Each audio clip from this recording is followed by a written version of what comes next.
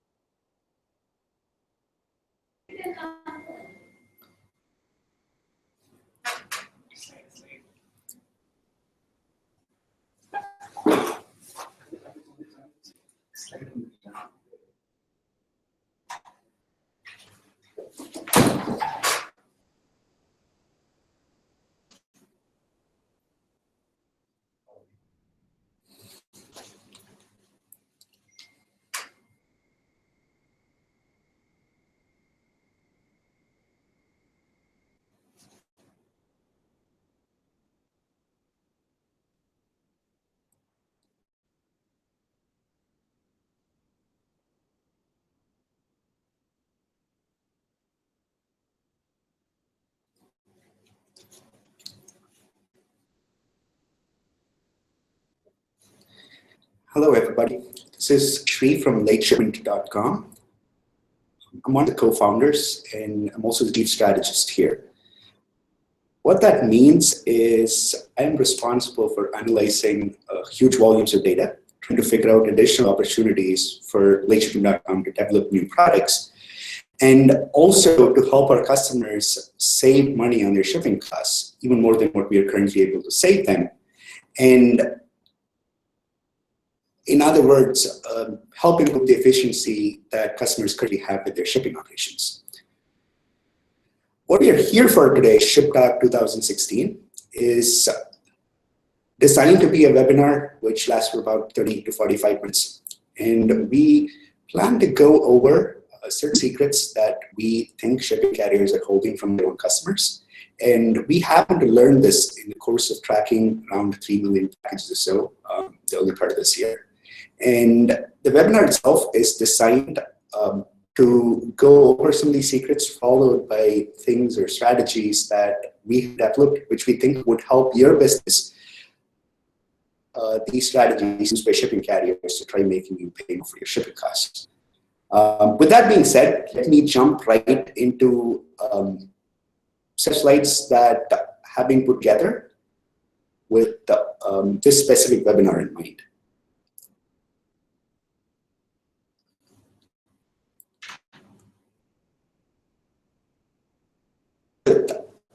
Like I said, lateshipment.com in August 2016 passed a milestone of tracking 3 million individual shipments just for this year. And this number is very significant for us because we hold one of the largest data sets of carrier-independent shipment data. What this means, say FedEx being a large shipping carrier, even they would only contain data about shipments that were shipped through the FedEx network. They would not have data that belongs to UPS or any other shipping carrier. But we, on the other hand, hold data that is completely carrier independent. And the data we have with respect to these 3 million packages covers almost every kind of business. Say, for example, a law firm that happens to ship documents, who's our customer, we would have data from them. Consolidator who happens to ship several 100,000 packages a month, we would have data from them. We would have people who prefer overnight shipping. We would have people who prefer shipping cross-country. We hold is pretty diverse. And not just that, the data we hold spans about 120 geographic countries. What that means, we have packages originating and ending in destinations that span 120 countries. That also takes into account a pretty large diversity factor, which would help explain a lot of things about the packages themselves when we start looking at such a huge cross-section of shipping data. Like I said, we hold one of the largest independent data sets to the best of our knowledge, which contains such diversity in the data itself. And not just that, we continue growing. So from the point of August onwards, we have increased the amount of packages we track exponentially. So we're on track to hit about 6 million packages. We started noticing such a huge volume of packages that we were tracking. What we decided to do was to put together a data analytics team which had the ability to look at data that was generated when we were tracking these packages and try figuring out answers to some questions that we always had, answers to questions that we had when we started late shipment, answers to questions that we hoped we could solve offering our service to customers. And to our satisfaction, we were able to answer a lot of these questions comprehensively and not just stop with answering them, but also figure out strategies that could help your business overcome some of the biggest barriers shipping carriers place in your way that is preventing your business from getting better service at a cheaper cost from them.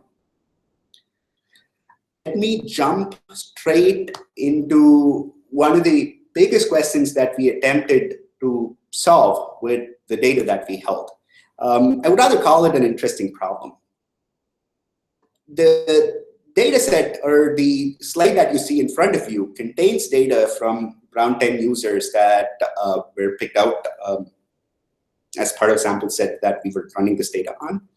What you see, as far as the bar graph representing, is the service failure rate, meaning errors caused by carriers with respect to that particular for the first month when we started offering the service to them, followed by what we observed in the last month before the slide was created. That was the month of July. Observe with all these 10 customers is the fact that their first month, they seem to have a really high percentage of service failures. And in the last month that we tracked packages before the slide was created, their service failure rate seems to have dropped significantly. And this was very, very concerning for us, because when we look at this data set, we keep close tabs on how our customers are performing with respect to the refunds that they receive. And what this represents would usually be a significant drop in the amount of money they get back in the form of refunds. So that naturally left us concerned. And the first explanation that we tried was we looked internally. We thought something was wrong with our system, something bad was happening with their data, where we were not able to spot as many refund opportunities as we thought we could. But this was not anywhere close to the truth, because happened to sign in the 3-month period, past 3 months, still seemed to have a very high percentage of service failures. The second explanation we tried having was to see whether carriers themselves became more efficient. That was, again, not feasible. We tried explaining it with coincidence, and the coincidence seemed to be a reasonable explanation when we saw this happen for 5 or 10 people. But then this was happening for hundreds and hundreds of our customers right on cue about the 3 or the 4 month mark after we started submitting regular refund claims for them. We also tried explaining it with reasons such as seasonality. Maybe holiday season packages were late more often, our service failures happened more often. Same with maybe the customer shifted service type from, say, mostly ground shipping to overnight shipping. But none of this could statistically completely explain away why this was seeming to happen. Mark. After looking at this data in a much more comprehensive manner, the only explanation that seemed to fit the complete data set we had, what we were observing with our customers, was the fact that carriers somehow started treating these customers more efficiently when they started submitting refund claims more often and on a regular basis. We were surprised how this could happen, especially with large carriers who have thousands and track billions of packages. But then we also started comparing that. The best analogy that I could come up with to explain the situation to you is maybe a supplier you work with.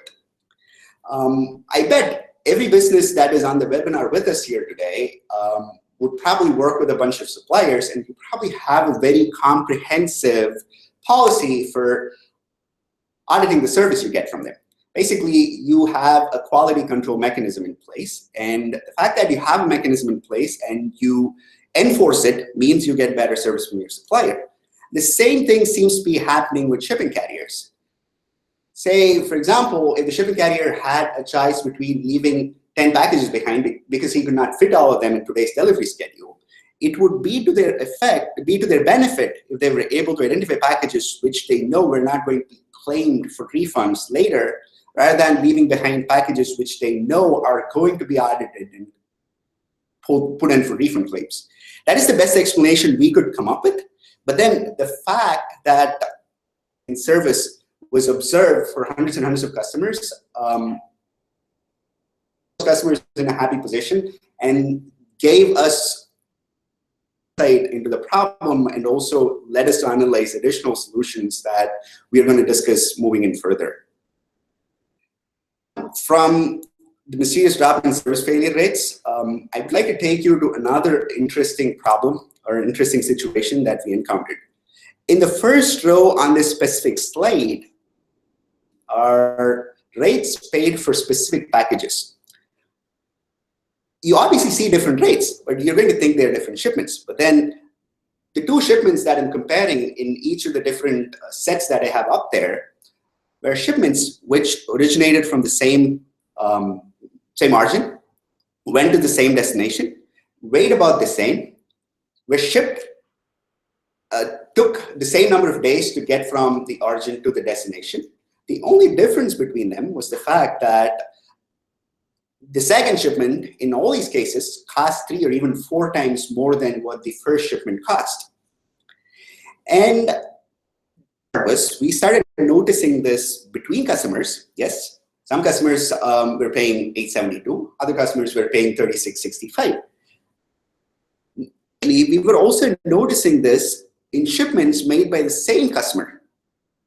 And we were trying to figure out why this was happening. And when I find out package 1 was package 2, the only difference we eventually figured out was the service type used for package A versus package B. And obviously, because these packages are similar and getting to the destination at the same time, we were trying really, really hard to figure out why a customer would use a much, much more expensive service type, or why the carrier would let them pick a service type like that, when obviously the package was going to get to the destination in the same amount of time or even quicker with a cheaper service type. To figure out the answer to this question, we had to dig into even more data. Eventually, we figured out the answer lay in the way the ordering policies or the shipping policies for customers work. Imagine you have a shopping cart. You're going to have a customer come in and pick a specific product. Obviously, if he wants the order tomorrow, he's going to have an API pulling in different service types from FedEx or UPS or any shipping carrier you use. It's going to display him rates for specific service types. If he wants the order tomorrow, as a layperson, he's probably going to pick next day air. Even if he happens to order from Miami, when my business is located in Orlando. What that means is between Orlando and Miami, when ground shipping takes only about a day. Customer suddenly picks next day air, which again takes only a single day, but then costs about 3 or 4 times more than ground shipping.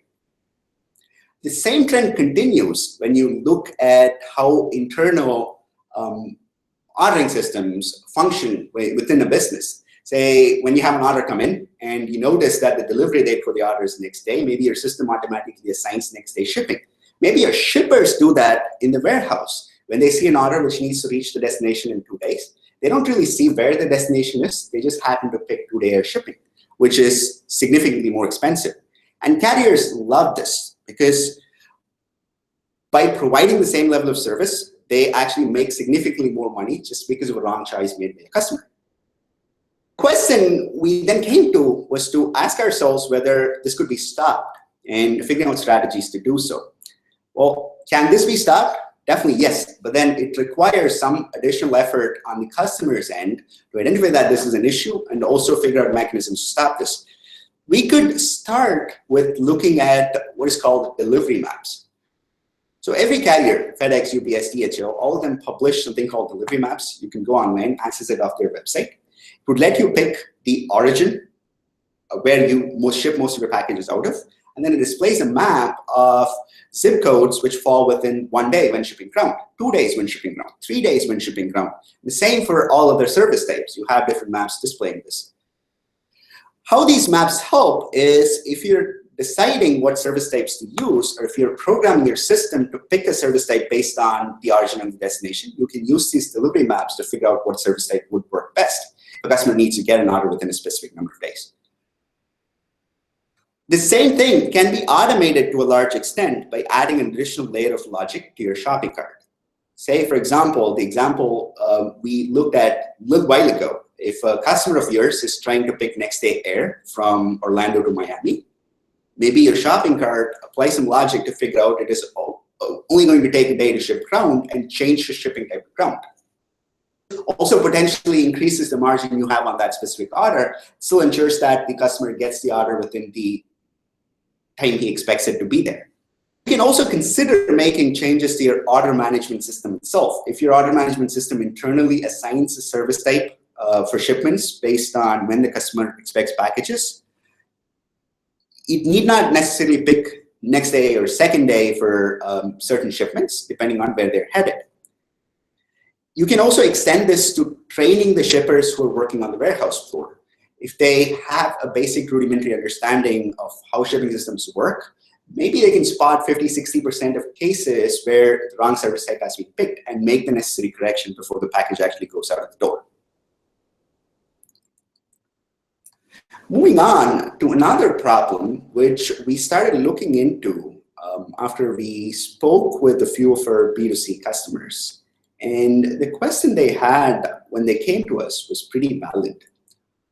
For them, in their own words, a late delivery often reflected poorly on the business itself.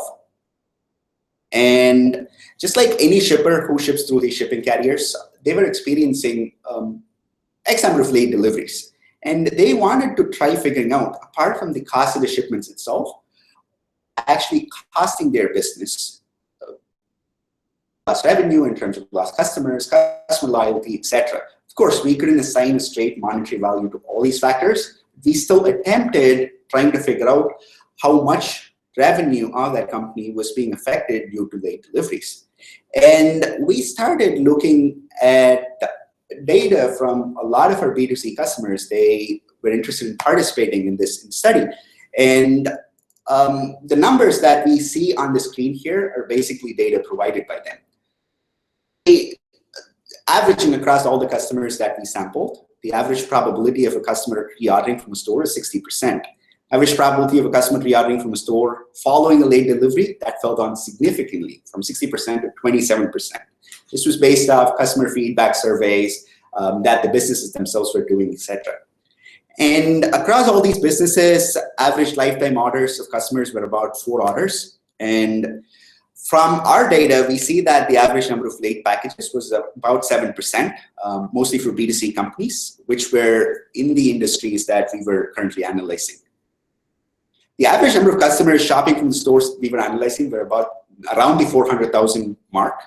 And out of this, taking 7% of that, the average number of customers affected by delays were about 28,000 customers.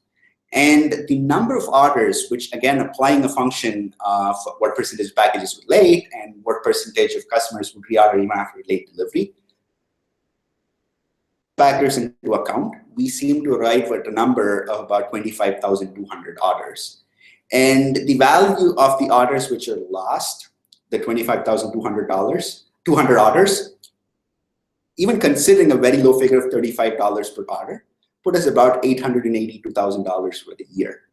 And again, remember, these were simple, straightforward calculations which we could apply to the revenue from these orders. And again, these were due to no fault of the business itself, but due to the fault of the shipping carrier. Conclusions that we were able to come to from these calculations was that the cost of late deliveries was often significantly greater than the cost of the lost refunds. Of course, we are in the business of auditing shipments and claiming refunds for our customers. But in reality, yes, we are able to do this quite successfully. But then in reality, the fact that carriers fail these businesses getting their packages in on time is costing them significantly more money than just the shipping costs paid for these packages. And more importantly, this is again based off feedback surveys by most of these customers that we work with for arriving at these numbers. Customers almost always seem to assign blame on the shipper and not the carrier. What that means, if a specific order went in late, they were assigning the blame for that late delivery on the business which sold them that product and not on the carrier which failed in delivering the product to them on time. And this was proving to be an enormous issue for B2C customers, especially because they had a direct one-to-one relationship with their customers and they were shipping retail orders out. They were still an issue for B2B customers, but then to a large extent, B2B customers were not affected as gravely as our B2C customers by this problem. What we wanted to convey to these customers at the end of the survey was to have them look at the issue of late deliveries from a different perspective.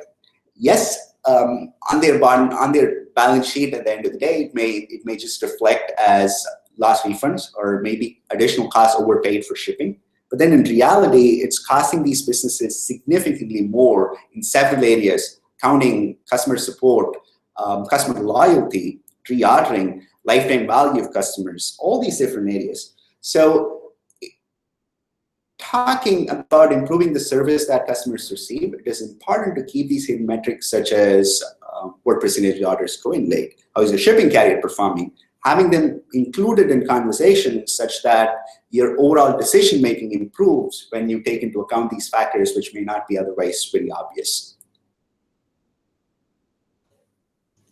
We move on to another problem which was non-existent till about a couple of years ago, but seems to be a significant issue for most businesses that deal with shipping carriers today. What if I told you, in a lot of cases, you may be paying for shipping error, and you do this time after time, day after day for most of the orders that you ship out?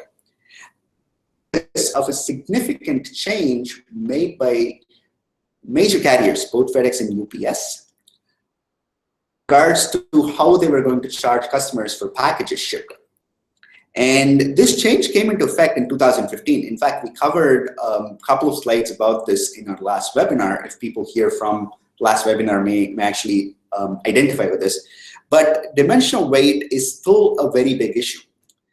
Before early 2015, smaller packages, which spanned about 85% of the total shipping happening with FedEx and UPS, did not fall under dimensional weight. What this meant, you actually paid for these packages irrespective of how they were shipped, with what boxes were used. You were only paying for the weight of the shipment itself. But starting in 2015, all shipments made through these networks started being charged for dimensional weight. What that means is you would basically pay for the volume occupied by the box in the network rather than the weight of the object you ship. And what this means, and what we generally observe with most of our customers, take into account their product weights, their product dimensions, and the dimensions of their boxes. Often, more than 50% of the box is vacant, time and again. In a sense, the carrier is charging you for the vacant part of the box, but have an option around it because of the way dimensional weight pricing works. But then no change has been made from 2015 up until now to try mitigating the effect of the change made to the way pricing works. What we have been recommending customers, what I still strongly recommend, is to dimensional weight and analyze your packaging accordingly and periodically reviewing box sizes against the objects which are shipped in them. So even businesses which did not fall under dimensional weight pricing in 2015 now has to worry about this. So go back, look at the boxes you use, look at the products you ship, figure out with the order configurations you whether you can maybe change to a slightly more efficient box size that cuts on the vacant space, or maybe include a couple of additional box sizes that may facilitate packing in objects closer when they ship. And outside of this, we also recommend dimensional weight factors independently with the carrier. What I mean by dimensional weight factors is, say, with ground shipping, right? Both FedEx and UPS use a dimensional weight factor called 166, which is the number that your box length width and height is divided by to arrive at what the dimensional weight is going to be for that shipment. It may not be entirely obvious to customers, but just like most other things with shipping carriers and negotiation, this specific factor is also negotiable. So if your business, say for example, ships an object which is small, but you have to pad it and ship it in a larger box for maybe regulatory reasons or maybe customer satisfaction reasons, etc., you may be able to point that out and negotiate maybe a lesser, different dimensional weight factor that would make you pay lesser for shipments which have more vacant space. Moving on, another question. This is something that we keep getting asked by both our customers and also new businesses which are looking to work with us. Even casually, if we put up a booth in a convention or show, people walk up to us, and this is the first question they ask is, my shipping carrier treating me right? Am I getting the best service possible? Is every business getting the same service as I am and paying the same price as I am paying? The answer to that, unfortunately, is close. Is every business treated the same? No. Often see even a greater than 25% difference in prices paid by similar shippers. By similar shippers, I mean shippers who ship objects which are similar, spanning the same distance, have the same shipping volume. Even in such cases, there's often a greater than 25% difference in the end price paid by the shipper. And the next question that people generally follow up with, wow, that sounds, can I somehow avoid this? Can I get a better deal from my shipping carrier? Yes, you can. And the simple answer to that is negotiating a better deal. This is slightly confusing. I know, especially because shipping is a commodity, right? So as a business, you worry about making sure the products you ship are picked up at your doorstep, gets to the destination in time, and without any damage. And it doesn't matter to your business. It is a secondary activity. It doesn't matter to your business who provides this service to you, whether it's UPS, FedEx, or a nameless company, as long as you can rest assured that the product is going to get to your destination on time. This, in economic terms, defines a true commodity. What that means in an industry like this, the competition between different players, between FedEx, UPS, the shipping carriers, should be primarily on price. What that means, these carriers do not really have any way to differentiate their services because customers only expect the package from getting from A to B. And they would only be theoretically able to charge a slight markup on the cost that they incur for providing the service to you. But the reality is quite far from it. Shipping carriers achieve this. Shipping carriers are able to charge such differential prices for a variety of businesses because of the opaqueness that they have introduced in the industry. Hard as a customer for you to understand what your neighbor is paying for shipping, what the person across the street is paying for shipping. The shipping carriers love keeping things this way because it lets them, even though they're offering a pure commodity, it lets them charge as much as you would pay and get away with offering as little service as they possibly can. And the best way to avoid this, or the best way to get around this, is to get as much data as possible that helps you put your foot down and get into a better negotiating position with your carrier. And we start with telling our customers to map their needs in a data-driven manner. What that means is the different service types between where you ship, between where the packages are being shipped from, when you want the packages to be delivered, what weight, what packaging you use, etc. There are a lot of complex factors involved in the fulfillment part of your business. A tremendous amount of data about your business, fulfillment, and also about thousands, millions of other businesses.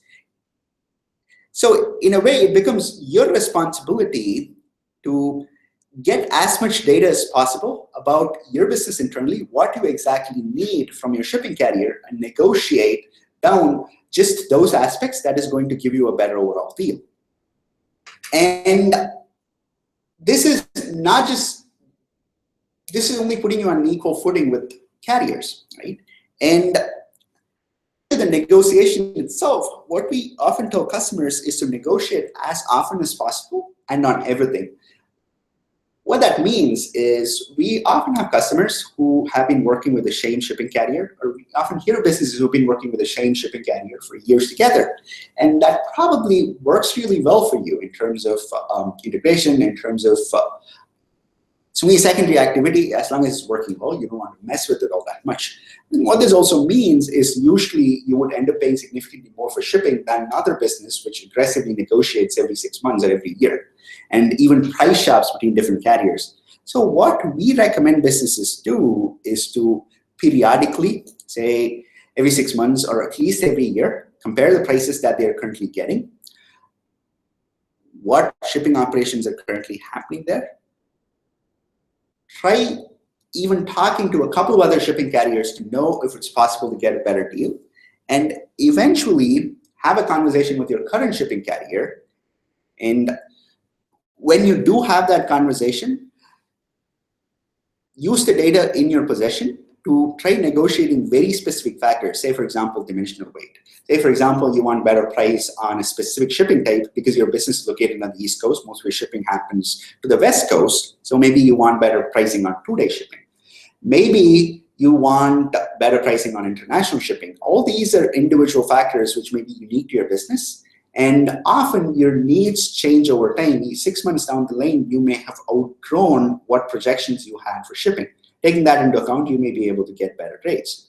What we recommend is to do this often, do this on a regular basis, and take all these different aspects into account when you negotiate, and ensure that you're able to get access to data that lets you compare whether the current prices you're receiving is actually good, better, or what somebody else in a similar situation may be receiving from the shipping carrier. Moving on, we get to another problem that is common to almost any business that ships. What I mean by that is service failures.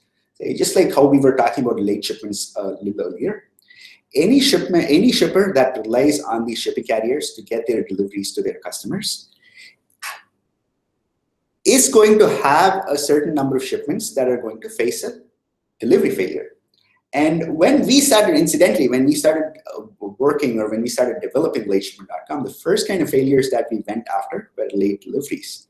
And we thought these were the most significant of service failures, and these offer the highest opportunity for customers to get a lot of their money back, because on average 7% of the shipments are late. But then when we started working with more and more data, when we started acquiring more and more customers, we realized late shipments were easy to spot.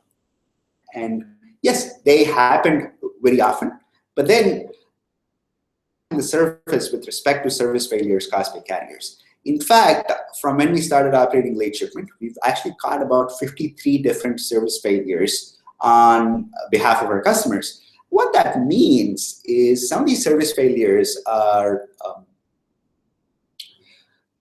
often unimaginable. Working with an established, sophisticated shipping carrier like FedEx, UPS, or any other carrier you deal with in your country, be it Blue Dart, be it DHL, doesn't matter. But then some of these errors that we see often even baffle us. What I mean by that, say we had cases where some customers were double billed for certain shipments. They use shipping manifests, and an entire shipping manifest, which was billed 4 invoices ago, was billed again on a different invoice. The same tracking numbers are pretty much, if they were working by themselves, or at least in their specific case, did not have a mechanism in place to spot that. And they were working with this carrier for years together. And they probably had many such instances where they overpaid on, say, a shipping manifest containing 100, 150 odd shipments that ran into thousands of dollars. There are other cases where a specific shipment, which is supposed to be delivered on Saturday, was actually apply a surcharge for Saturday delivery, which is about which was $7 just for a single shipment. Actually missed delivery, was delivered late on Monday, or maybe was even delivered early on a Friday. In such cases, the Saturday delivery fee doesn't apply, but then the shipping carrier doesn't take that off. In other cases, say for example, you have an address correction. Incidentally, a lot of these shipping carriers rely on their end drivers to do the address correction, and they're actually incentivized to make as many corrections as possible. So say for example, you spelled a certain road as RD instead of ROAD. That is often address correction, and you charge $11 or $13 for it, depending on the type of shipping used. So thinking beyond late shipments, these are all service failures which are routinely observed on invoices, routinely paid for by businesses, even though these were not some things that they were supposed to pay for. Question: what can your business, or what can a business do to avoid having to overpay for such failures caused by the shipping carrier? I know it doesn't sound glamorous. I don't want to make it sound like a plug for the product that we make. Of course, late shipment is in the business of automatically auditing and claiming refunds on your behalf and keeping carriers accountable. But then, even if you don't decide to rely on a product like late shipment, you can definitely, or we definitely recommend at least having a policy internally to be able to spot these failures and audit invoices comprehensively and regularly in your business. And I would say, preferably have a process in place which is at least to a large extent automated. Because yes, you may be able to spot some of these obvious failures with a manual audit, even though it takes quite a bit of your time.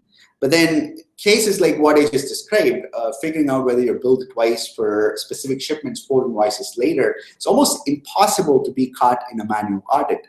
And that's where having a level of automation in place, be it through an external agency, maybe developing internal systems, processes to do that, I would recommend definitely investing time and resources in making that work.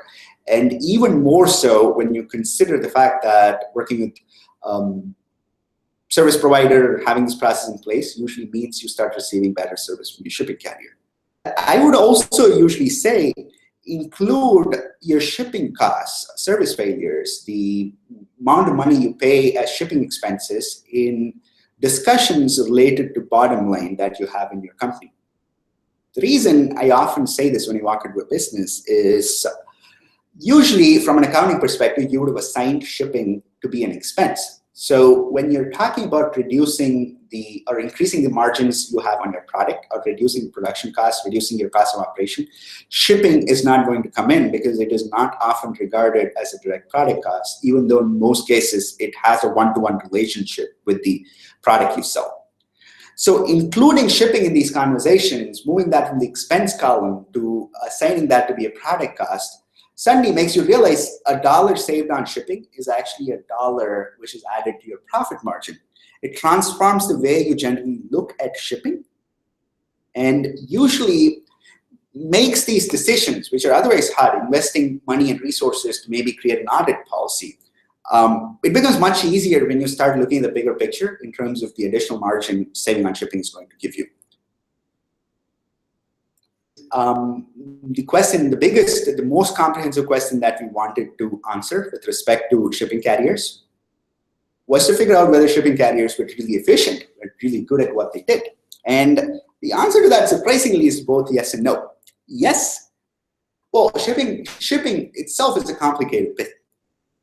Billions and billions of packages, work with thousands of customers around the world, pick up a package at a doorstep, make sure it reaches a destination on time. There's a lot of intricate pieces involved. There's a lot of technology, a lot of people, a lot of processes, a lot of hands to which shipment is transferred. They still perform admirably well in getting your package to a destination on time.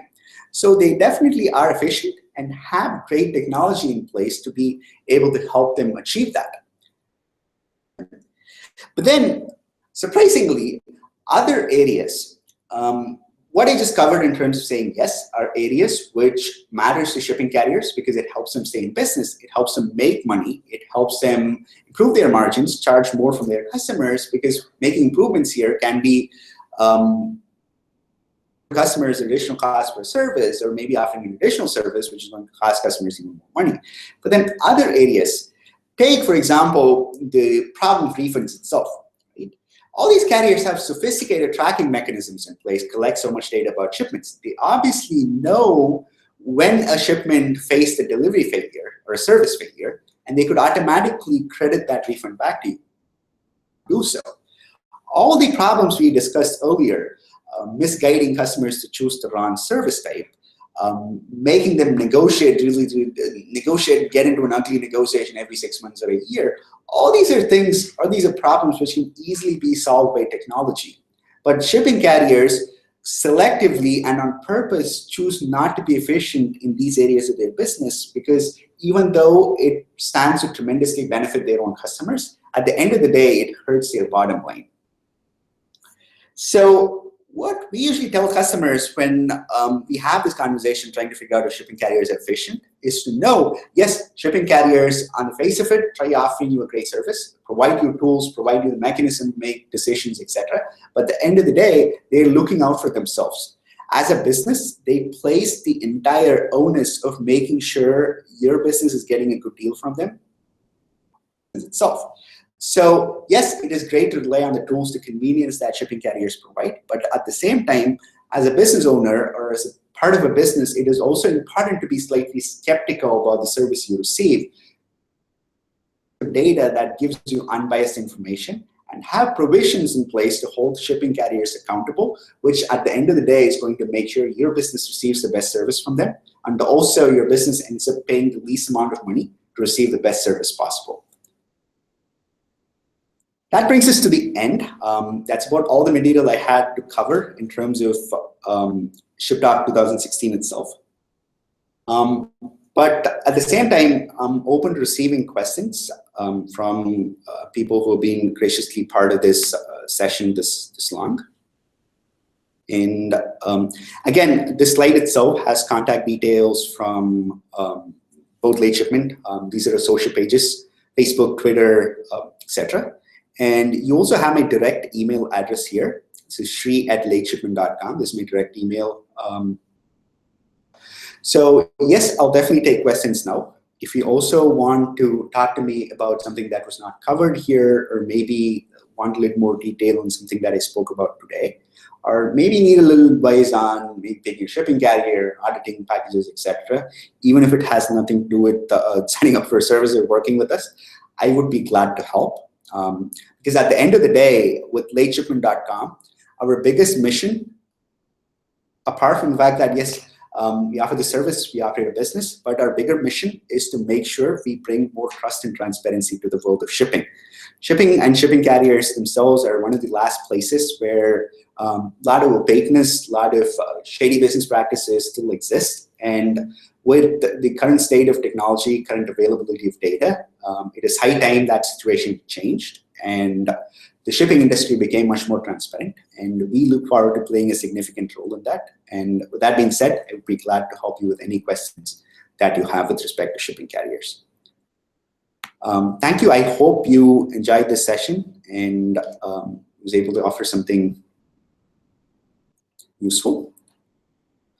With that being said, I'm switching back to the webinar page for a second to see if there are any questions that have come up.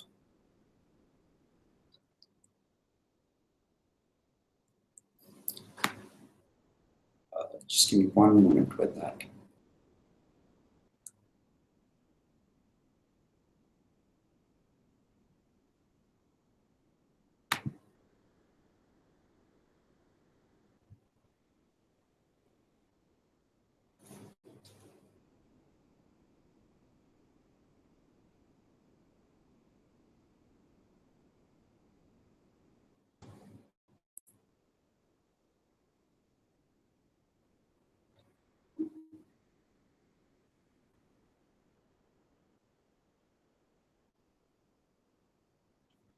So yes, as part of the questions that I currently have, yes, 120 countries, that's definitely true. We have packages and packages originating and ending in more than 120 countries across the world. This spans several carriers and several service types. We're proud of that fact too. And obviously having that data diversity helped us in being able to answer a lot of the questions that we covered today more comprehensively, and also in a manner that takes chance out of the equation and gives you answers which are conclusive rather than complexity of the question itself. And besides tracking late shipments, yes, we look at around, we have spotted about 53 odd service failures. And off the top of my head, I know for a fact that we have been able to claim successful refunds for about 26 odd failures. And some of these service failures, like I mentioned, billing errors, incorrect application of surcharges, cases where service type was billed for wrongly, your discount was applied incorrectly, cases where package was, the instructions were not followed by the delivery person, instructions were not followed by the carrier, packages were lost, packages were, etc. So I would be glad to provide a much more comprehensive list. We also have this up on lateshipment.com, our website, a comprehensive list of all shipping errors that we have been able to find. And of course, you can reach out to me personally if you have a problem with a specific type of error that is causing you concern, and I would be glad to help. With Robert's question down there, no, right now we are live, but then I did have a chat with our marketing team. We hope to put up part of this webinar as a recording online. We hope to have that happen by sometime early next week. That would let people who are not part of this webinar currently also have an opportunity to catch up with it, or maybe you missed part of it, you would like to go back. Definitely make that available. I will definitely pass this on to our marketing team, make sure it's up to the link. That is about all the questions I can see here. Yes, the presentation, yes, there is some issue with it for some people. I apologize for that. Hopefully next time we have this, we can definitely make it bigger in case it was not visible for you. And maybe we'll try processing the recording that we have better, such that you would be able to see the text and slides in a bigger fashion. That brings us to the end of the webinar itself. I thank each and every one of you here who was able to join us today. Thank you for your time. And on behalf of me and on behalf of everybody else at lateshipment.com, we are glad that you were able to make it. And we look forward to organizing such events in the future and also offering our best service to help bring more transparency to the world of shipping. Thank you. Have a great rest of the day.